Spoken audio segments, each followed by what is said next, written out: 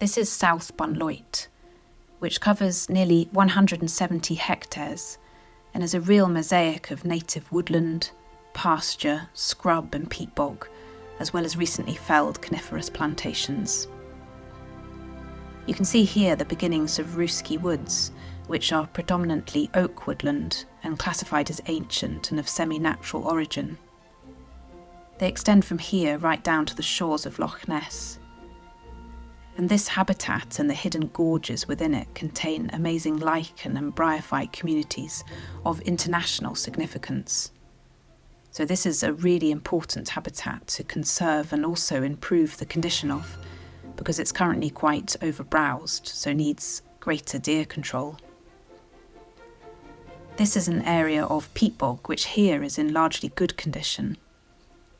But in the background, to the right of the stand of pine trees you can see there is another area of clear fell, and this was a plantation of Sitka spruce and lodgepole pine, which wasn't growing particularly well as it had been planted on deep peat.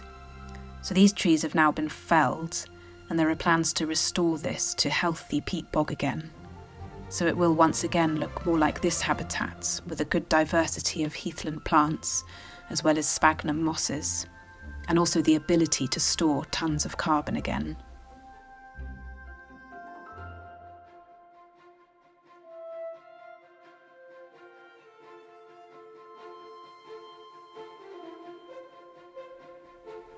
This is now looking north towards the old farm, and you can see the areas of pasture almost terraced on the areas of flatter land.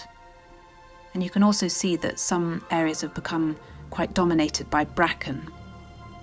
So we're working to control this and convert again to species-rich grassland, and this is through rotational grazing with a small herd of Highland cattle, and also mechanical control with a bracken roller.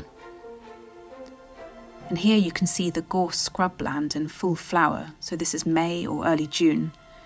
And although we're working to control the gorse from spreading too much, it is a fantastic habitat in itself, and home to a multitude of different bird and insect species, as well as good protection for young trees trying to grow.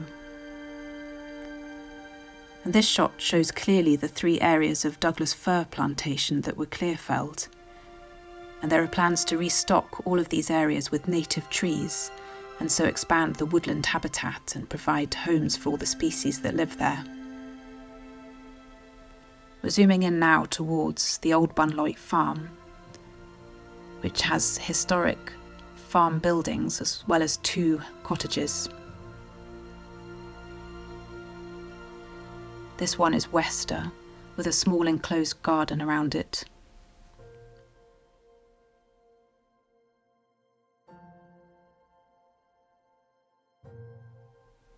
And this cottage is Easter, and both have absolutely fantastic, almost vertiginous views down over Loch Ness.